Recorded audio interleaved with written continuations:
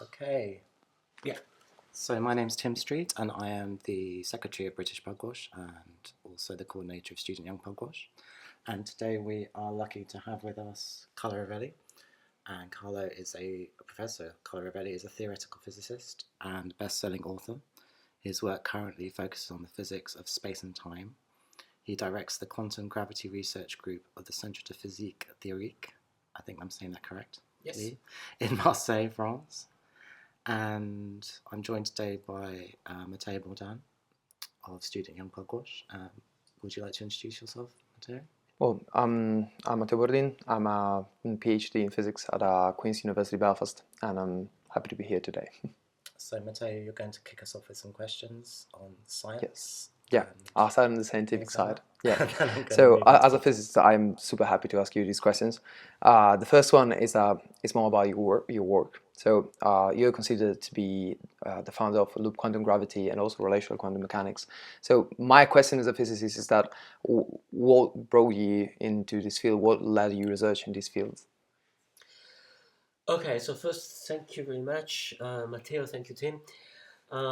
It's a pleasure doing something together with Pugwash. I have immense respect and admiration.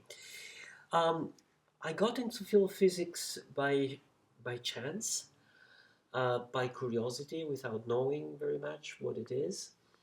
Not even very convinced at the beginning. Yeah, it's interesting. Let's see what is here. Start to study physics. And then I got passionate when I started to study modern physics, quantum mechanics and relativity. So then it became a passion, a curiosity, and I couldn't. It's like a hole where I fell into where I couldn't come out. And why specifically loop quantum gravity or more like high energy physics? Because the other interest of me since my young years in high school was philosophy, big questions. How are things? What are we? Why everything? I was attracted to philosophy. So the aspect of physics that I found more capturing for me was not how the single thing work, not the mechanical, the detail, was how everything works, what reality is made of, why, how can we understand it? And it seemed to me at the time that basic science is something I had to understand to sort of try to orient myself in those questions. Which is sort of true. And for this kind of questions, of course, if you have other kind of curiosity, you study physics of materials. But if you have foundational curiosities, you go into fundamental physics, gravity, high energy, quantum mechanics, and those kind of things. So that's a beautiful answer for my next question, because I can relate very much with what you just said, and you worked on two of my opinion, most interesting fields in physics, which is high energy physics, like Planck scale physics, and the foundation of quantum mechanics. So I have two questions for both of the topics. Okay. The first question is that what's your outlook on the future developments of Planck scale physics, and do you think we'll need a larger hadron collider to test this, or what's your outlook on the future of this field? If I'm sincere about what I think about the need of a larger collider, my friends will stop talking to me, so I better not say what I think. I think that the interesting questions today are at the intersections of gravity and quantum mechanics, because the sort of general relativity works well by itself, quantum mechanics works well by itself, and the standard model works well by itself. So this push of saying, well, let's go see if there is something else, maybe, has not worked in the last 20 years. Has not worked with supersymmetry, has not worked with beyond the standard model searches. So why pursuing? Maybe it's not the right question. On the other hand, we know for sure that we don't understand the quantum properties of gravity. So there, for sure, there is a hole that we need to fix in our understanding of the world. It's not a generic, oh, let's see if there is something else. Mm-hmm. It's a clear, open question. How does the the gravitational field behaves when you cannot disregard quantum physics? And I think that we have theories, of course. We have loop quantum gravity, we have string theory. We have attempts to fill this gap, but they are attempts. They're not being. We don't have direct evidence that they're correct or wrong. So, trying to test them and to go see where there are ways of clarifying our ideas about that seems to me the interesting question. And astrophysics is one domain, early cosmology is another domain, but recently there have been this revival of interest, Matteo, you know about that, in the possibility of doing experiment in the laboratory that could tell us something about Planck scale physics. And I think what has not been realized, people knew that, but it's not been focused is for decades, is that Planck scale, namely when the two theories become both relevant, it's a very small length scale, a very high energy scale, but it's a very reasonable mass scale. It's Planck mass, it's a milligram. Mm-hmm. So there might be something indirectly related to quantum gravity there, and it's definitely worth exploring, I think. Thank you. Thank you. And the second question is about a more maybe overlooked topic, which are the foundation of quantum mechanics, for which in the last years many theories have developed, like Girardi-Rimini-Weber, the many words, quantum mysteries. There are a lot of theories, and it's also like the quantum Relation. Yeah, relational quantum mechanics. Thank you. My question for you is that how do you see all these theories coming together, and how do you see the relationship between the foundation of quantum mechanics and quantum gravity, if there's any? No, I don't think there is much connection or much relations between quantum gravity and foundation of quantum mechanics, understanding quantum mechanics. I mean, everything is connected a little bit, so one interpretation of quantum mechanics might work better for quantum gravity. But I don't see reasons for believing that if you have two problems, should be the same problem, the two different problems. I think that quantum mechanics, we don't have many ways of thinking about it. We have more than one, which is bad enough, but they're not many. One is so to the many worlds possibility. One is hidden variables, of which by far the Bordin bomb is a better theory. The other is relation quantum mechanics, and maybe the fourth is just forget about it. Or maybe there's also a fifth one, which is quantum mechanics is factually wrong, and that's the reason it's so strange. It should be completed by physical collapse. So these are all ways, apart from the last one, these are all ways of thinking about the theory, and the others, I think they're all possible. The question is which one is a useful one, right? It doesn't add things that mislead us in directions we don't want. So I think the discussion is gonna continue, and I hope that at some point it's gonna converge. I don't think they've changed since in the years. It's not true that we're still the same debate in the 30s. Some ideas have been discarded, haven't been clarified. I'm hopeful that at some point there will be more clarity. And for the moment, different ways of thinking about the same theory. They're all good, right? In some specific cases, you use one or the other as more appropriate, even if they're not fundamental. When we think about heat, for instance, we think that heat is a thing that goes from one body to another. It's not really true, but it's a good way of thinking.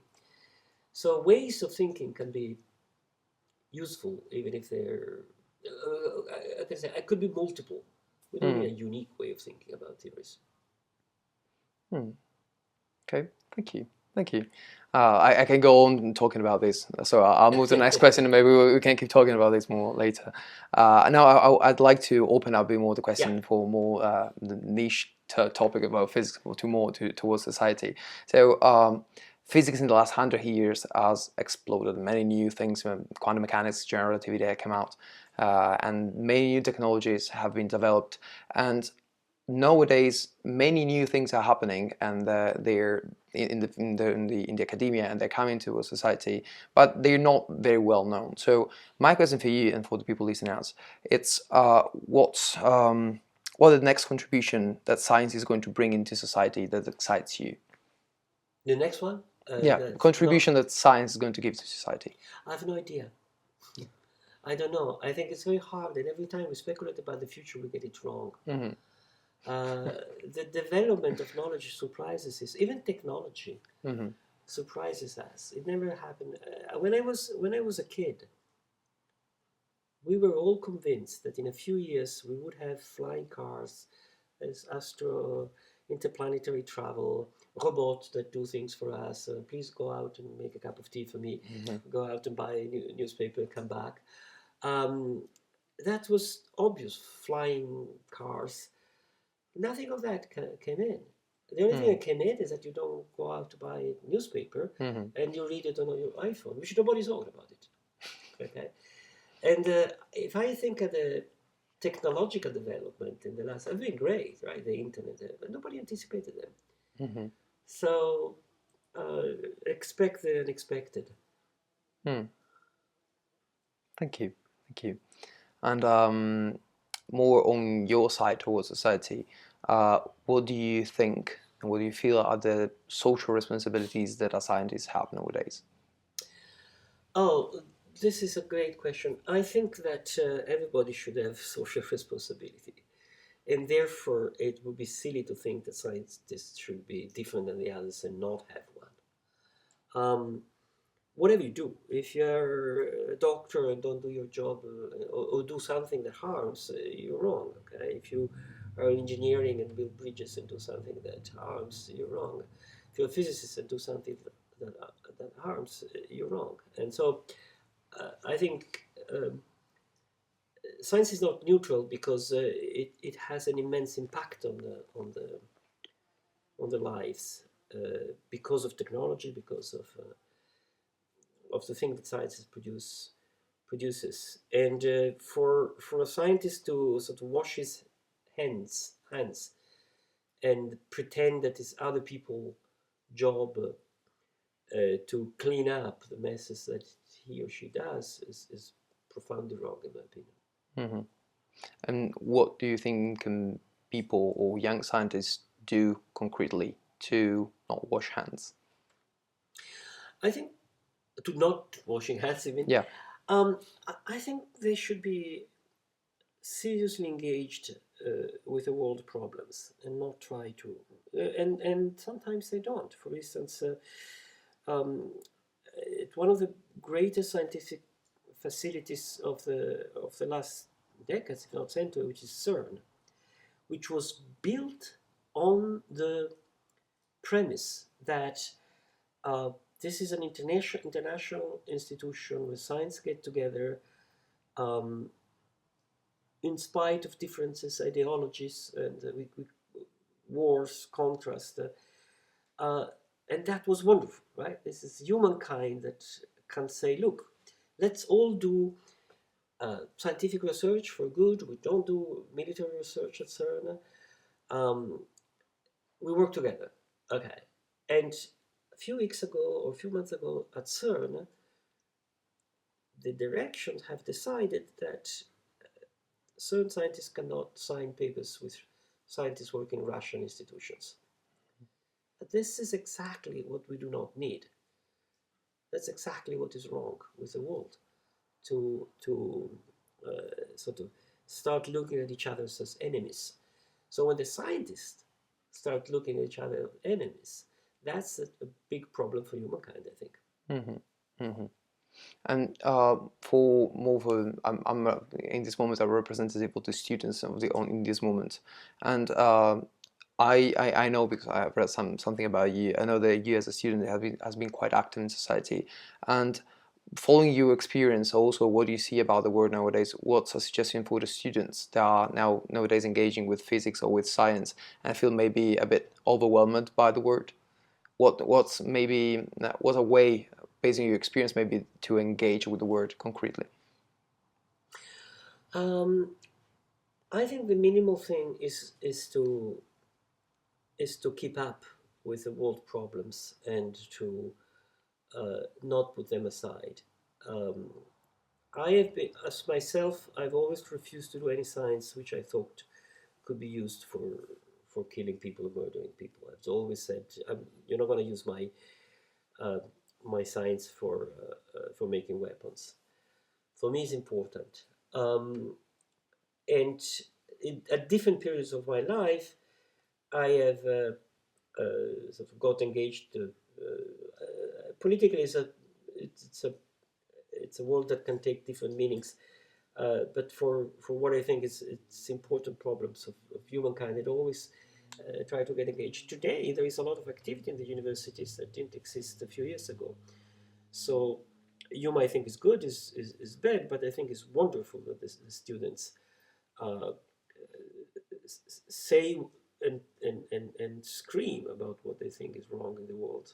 That's what, look, if we have a society where there are things which are good, which we like, is because somebody in the past, and usually we're young people, went onto the street and said, that's wrong, I want to change it. Thank you. Thank you. One last question from my side. You wrote many books to popularize physics, and I was wondering, I'm curious, what was the motivation? What was the motivation that led you to do this? I thought that you had already quite a busy life, and to find I time to have write quite a these busy books, life. that's remarkable. I mean, that's incredible effort. That's true. It has never been a decision. It has been a set of coincidences happening and things. Um, I started writing books late in life, in my 50s. So before, when Loop Quantum Gravity came out, which has been my main work in theoretical physics, I had requests. People say, "Why don't you write a book about that?" But I started. I thought about it. I said, "No, I have to do physics. This is not the moment for writing popular books." And so I said no. Um, but then other requests, and then one day I thought, well, I had published a serious science treaty, thick and heavy with a lot of equations. Those very few people read. Um, so I thought that part was okay. I could do something else. And so that I decided to write a book about quantum gravity. That was the first one. But then I thought, that's it. I'm not going to do anything else. And the others came out because, I was request writing an article, then another one, and then somebody said, why don't you do a book? And then I hesitated. So it just came out by itself. But after, I liked it a lot because um, because I found a connection with the people, which in the first part of my life I did not have. In fact, I've always been a little bit, rebellious, different, feeling that the world thinks something, but I think something else.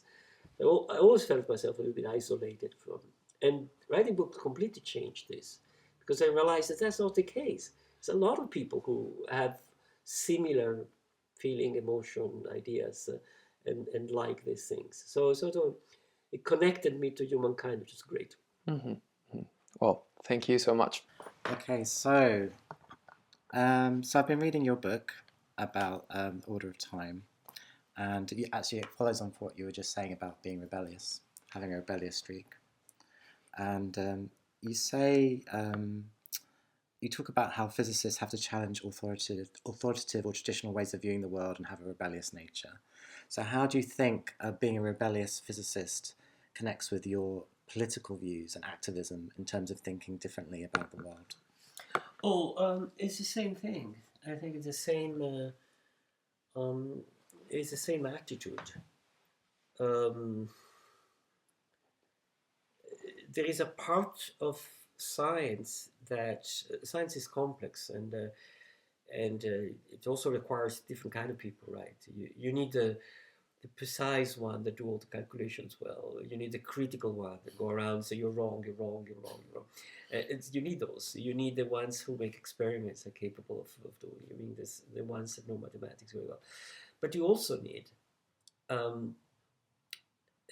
all through the development of science, people who take the present and say, no, where is, what can we do different? What is the, because that's what science is a constantly re-questioning the present. And so the development of science somehow goes ahead in this balance between sort of the conservatives and the progressive. The progressives should win, otherwise nothing happens. But sometimes not too much because they go nowhere, right? And so the conservatives say, wait, don't destroy too much because there are some good things. And the same is the society. In fact, the picture I just gave is also a picture of society. We are not back adoring the pharaohs or genuflecting in front of the aristocracy because somebody was rebellious. And we're very thankful to the people who have been rebellious in the past. In fact, we make statues to them. So we need people who are rebellious, I think. We profoundly need people who are rebellious. And some people can do that more easily. I don't know, maybe because their mother or whatever. But it's the same game, I think, in politics and in science. Okay, thank you. So moving on to the question of activism a bit more specifically. Can you talk a bit about the peace activism you've done? For example, in 2021, you coordinated a letter by Nobel laureates to cut global military spending by 2% a year for the next 5 years and spend it on human security needs. And you've also been outspoken on the need for a peace settlement to the Russia-Ukraine war. So can you talk a bit about that and the impact you think you've tried to have and what impact you have had? Yes, the first thing you mentioned was one of the most unsuccessful attempts in that direction. Our idea was not just to go to your government and say spend less in military, because of course you get the answer, yeah, and then the enemy kills us, right? Which is not a bad answer, right? This is how you can say, well, no, the enemy is not so bad. It's not true, because the enemy is bad, and for the enemy you're bad. So it's so the idea was completely different. It was to go to your government and say, why don't you try to negotiate with the enemy a balanced global together decrease of military expenses. We need to collaborate, right? Everything that happens decent is because we collaborate. We know that. We know in the family, right? We know in a company. We know in an association. We know in a country. Okay, within a country, we say let's collaborate. Let's work together for the good. Obviously, it's the same for humankind. If we collaborate, it's better for everybody. The question is how to collaborate, and we're not very good internationally. We're sort of decent within the individual countries, right? We don't kill each other too much. I mean, mostly, even the Scottish and the English are okay. They survive. I mean, they have their own things. Except when they play football, yeah. They haven't been killed in one. Yeah, okay.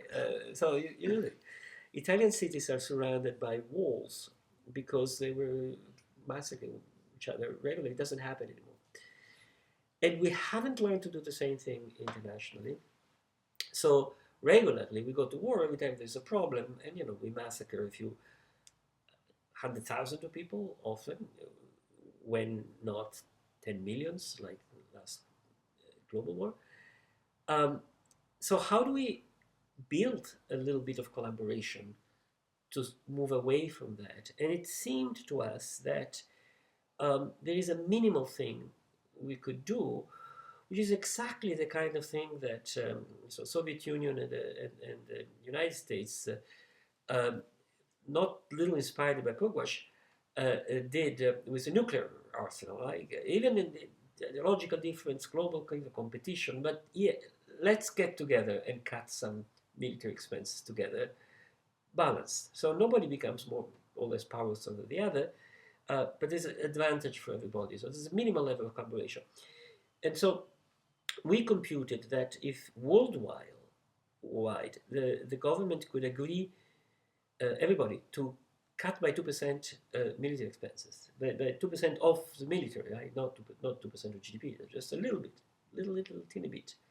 It's not going to change much, right? If you cut like 2%, that would have been a colossal amount of money liberated, which we suggested could be used half each country for whatever they want, reconversion of military or whatever problem, building hospitals, schools, goodies, and half collectively for the big problems of humankind, global warming,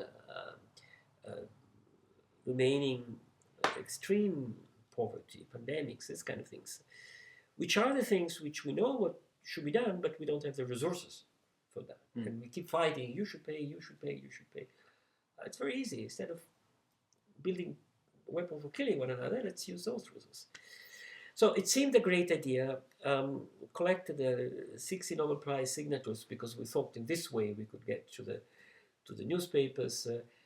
And then what happened was this idiot in the Kremlin invaded Ukraine, and so that was wiped away, of course. And everybody started screaming one another and doubling military expenses instead of cutting. And right now, the military expenses worldwide are shooting up everywhere, especially in Russia, in Germany, but everybody's doing it. Chinese are doing it, the Americans are doing it, the Indians are doing it, the Pakistani are doing it, everybody's doing that, which is a total madness, once again, it seems to me. Do you have any thoughts on how maybe prominent intellectuals and scientists can come together to help end the Ukraine-Russia war or the Israel-Gaza war, for example? The Ukraine-Russian war, I would hope people to talk more. It seems to me, things change, they're changing quite rapidly. It seems to me today that nobody in the media and the politics says so, but everybody thinks so. It seems obvious to me that this stupid keep killing one another, it doesn't make any sense. The Russians are not going to take Kiev. They don't have the means and they don't have the will, even if they had the means, because it would be putting themselves in trouble. And the Ukrainians, with the help of NATO, is not going to chase the Russians out of Donbass and Crimea. So once you see that, and that seems pretty obvious, the solution, it seems to me, is obvious to everybody. So let's just stop, and negotiate a little bit more of what one wants, a little more the other wants. And I'm convinced that this is what is being said in all diplomacies, in all capitals. But the question is when we get to that. Are we getting to that? We should have got to that 2 years ago, and 100,000 young men, soldiers, plus the civilians killed less. That would have been wiser. But we didn't. So now the question is, are we doing it now, or are we doing it one more year in the future with more people killed? Probably with American elections coming, I shouldn't talk as an expert, but I would imagine that Putin would like to wait to see if Trump could give him a better deal. Maybe or maybe not. Trump was unpredictable. Maybe if I was Putin, I would wait for Trump. It's just a few months, let's see. But then that should be done. The voices contrary to that are not the Russians. The Russians have been saying repeatedly that they want to go into an agreement. Are in the West, especially in the UK, but also in the US, voices that say, no, we have to punish Russia hard. And I find this foolish, because we are in the nuclear era. There's superpower deterrence. You don't take down Putin, and I mean, there might be economic development, things may change, but the idea of humiliate the Russian leadership, they misbehaved, of course they misbehaved, badly, they've been criminal, they kill people, they're a band of thugs, so you can say all the negative things you want. They even invade a sovereign country, which is something should not be done, which of course we have done regularly so many times, exactly like that, and thinking that we did it for highly noble reasons, like the weapons of mass destruction. But that's irrelevant. The point is that there should be the courage of compromise, finding the courage of the people who saved the world from disaster, like Khrushchev and the Kennedys. At the moment of difficulty, say, okay, stop screaming, I want to overcome you, I want to be the big gorilla, and I kill you all the way through. That's the stupidity of humankind, I think. Just sit down. The other have problems, we have problems, and accept the reality of the others. Okay, thank you. Thank you very much. Oh, just got to get my question back.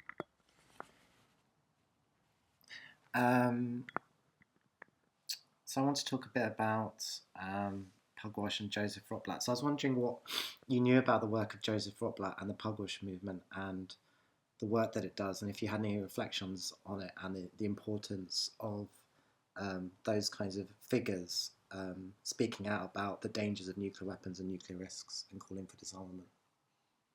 Well, historically it has been major and absolutely wonderful, because I mentioned before the reduction of nuclear weapons between the Soviet Union and America. That's clearly, it might have saved humankind.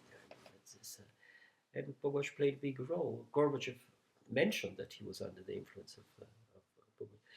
And the underlying logic that Soviet scientists and Western scientists talk to one another, it's exactly what we need, right? It seems to me. I see the real serious problems of humankind today to be climate change, to be this war that is growing, this enormous increase in military spending and the belligerents. So the risk of going to a third world war, the economic inequalities, the many poverty, but above all that, we still have this incredible armament of nuclear weapons. And we got used to it in many decades, but the risk is colossal. It's really colossal. And it takes nothing for falling into it. Mistakes, stupidity, escalation. When Kennedy and Khrushchev stopped the coming nuclear war, both had their own advisor telling them to do differently, to keep going. So there were very reasonable people up there, both sides. I don't see reasonable people up here. I don't see reasonable people in the West at all, in Washington, in London. I don't see reasonable people in Moscow. The Chinese seem to be a bit more reasonable. I mean, they have their own baddie. Everybody has its own bad stuff. But it doesn't seem to me that the world is in good hands now. Okay. Maybe I'll ask you about the Oppenheimer film. So I was wondering if you saw it and if you had any thoughts on it, how Oppenheimer and the issues were portrayed, whether you liked the film or not, and if you had any other film recommendations which feature physics that you'd recommend that portray the life of a physicist and the challenge they face well. Oppenheimer, it's a good movie. It's entertaining. It's nice. It's a bit long. I think it could have been a bit shorter and less heavy. It lionized Oppenheimer a little bit too much, probably. I mean, now a lot of people, especially US, think that Oppenheimer is a great scientist together with Einstein and Newton and Maxwell, which I think it's not the case at all. But yeah, he was a very good scientist, of course.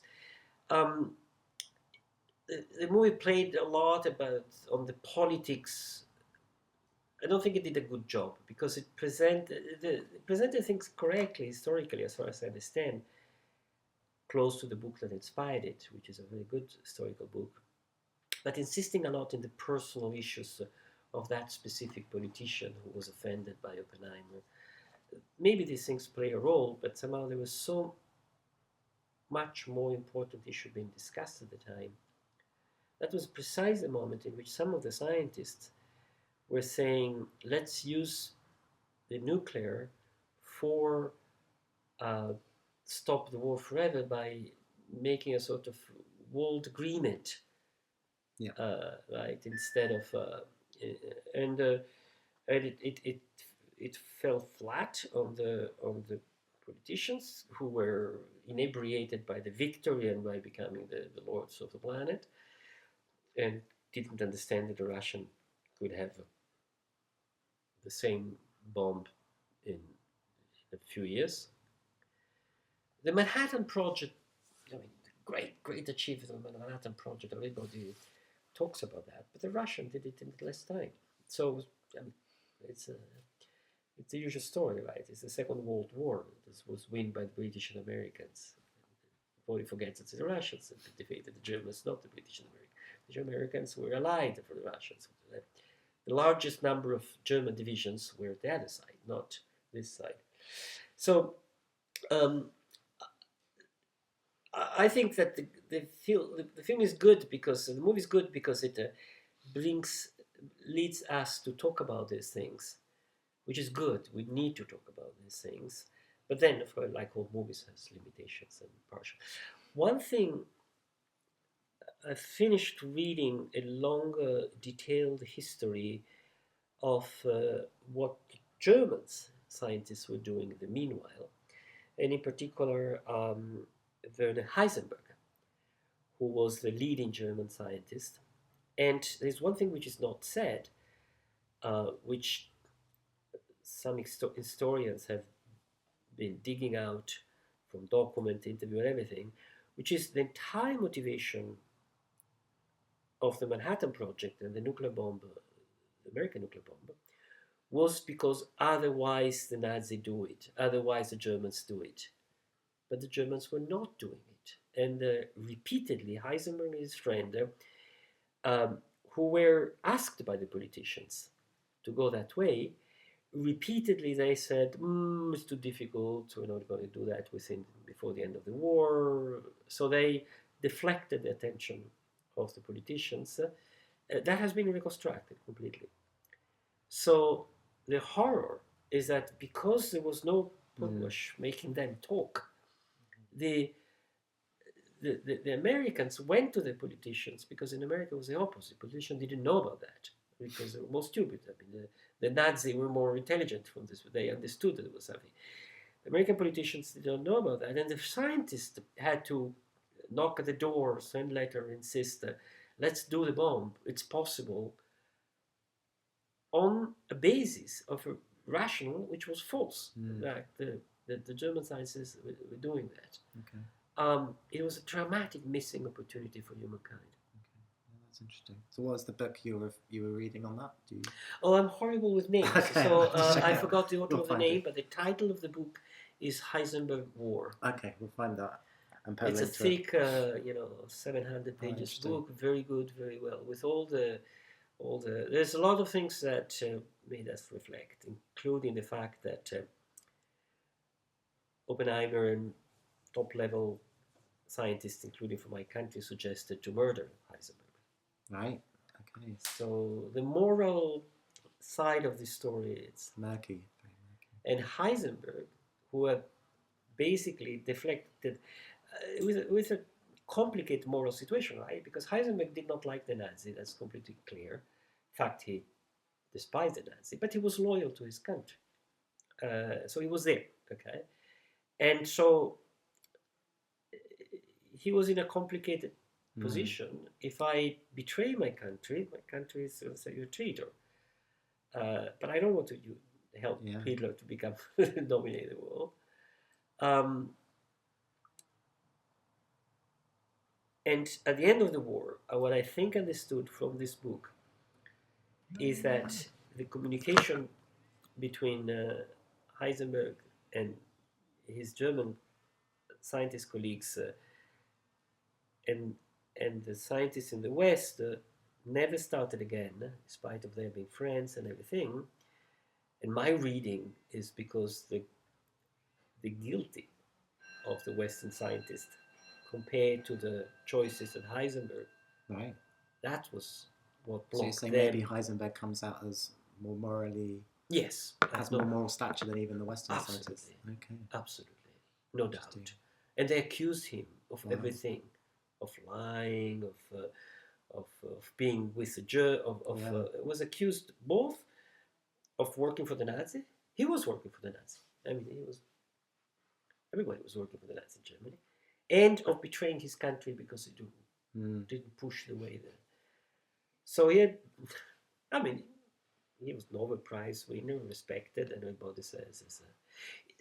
Heisenberg was not a complicated man; was a rather straight man. I mean, if you look at what he said, also the life is pretty consistent and simple. It's not a deep. It's not Einstein who thought very deeply about the question of the world, changed his mind completely, went straight. But I think it went linearly. There's nothing to say wrong about his consciousness. Okay. That's interesting. If I had Heisenberg live, of course I'm not Heisenberg, I would have no problem with my consciousness. But if I was in the Manhattan problem, I would have problem with my consciousness. Okay, that's an interesting statement. Thanks for sharing that. I've got one or two more questions if that's okay, and then we'll wrap up. Let's try and get my question back. So this is a question I like to ask all interviewees, which is you can choose who you're referring to in your answer. So if you could make one change to your government's policy, what would it be and why? You can choose which government. I would change the government. And I presume you mean the Italian government. Yes. Is that a question about the UK government? Well, let's focus. It was just changing by itself, right? It just decided to change by itself. Yeah, I suppose that's. Well, it's going to change quite soon. Let me answer it this way. Many Western countries are very polarized in two parts. Okay, one against the other. Italy is. United States is much more. Is dramatically polarized at this moment, and UK is a little bit as well. Of course, I have my side, I have my sympathy, my things. But I think these are not the problems of the world.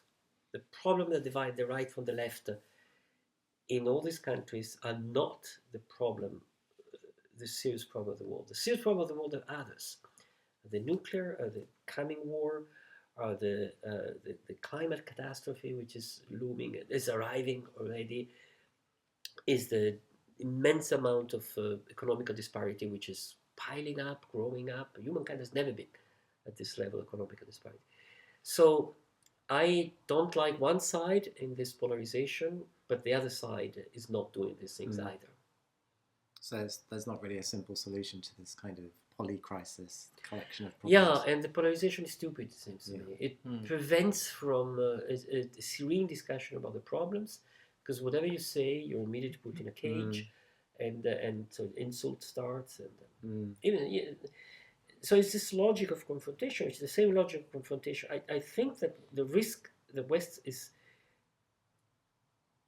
the real question for the West today is, I put it this way. The Western economies were something around 85% of the global economy a few decades ago. Now they're less than 40%, depending how you measure, of course. So the West as a whole has lost immensely economical power, not because it's gone bad, it's going pretty well, but because the others have become, the economy has grown, which is good, it's not a bad thing. So now the West had a total political dominance, a total military dominance. Either it accepts to be democratic, to renegotiate its global power, to accept that the Russians have the say, the Chinese have the say, the Indian have the say, the Brazilians have the say, Lula, the Indonesian have the say, South Africa have the say. So we get out of this situation in which everything should be decided by what our newspaper called the international community, international, which means America, England, France, Australia, Canada, which is 1/5 of humankind, and not even like it used to be, economical central power. So either the West, and especially the Americans and their great friends with the British, accept that it's over, the world domination is over. We are in a new phase. If they insist in world domination, it's a catastrophe. We're going to a catastrophe. These little wars will keep growing, and the West is not going to dominate China and India and Brazil and all the rest. And the rest don't want to be dominated. And I'm Italian, we dominated the world 20 centuries ago. I mean, you can stop dominating the world and be very well. The British haven't got over that, right? They got dominated the world a century ago, and they're still grasping everything. We still want to. Now we are not dominating the world, but a friend of the Americans that they are dominating also. So we also dominate the world. And the Americans can't even think that the world can go ahead without the domination. That's what is the real danger, in my opinion.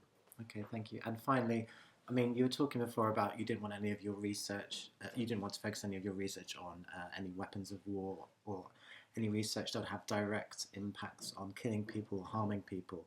I'm just wondering, there are a lot of campaigns in the UK which focus on things like demilitarising education, stopping research into lethal autonomous weapons at universities or any types of military research. But then some people argue it's better to have it in the university because at least it's under transparency, it can be studied and monitored. Whereas if it was outside the university, it's harder to monitor what's actually going on. So what's your view on military research or research with some defence or military applications taking place in universities? I have sympathy for these complaints of the militarization because I see the militarization as a step toward going to war.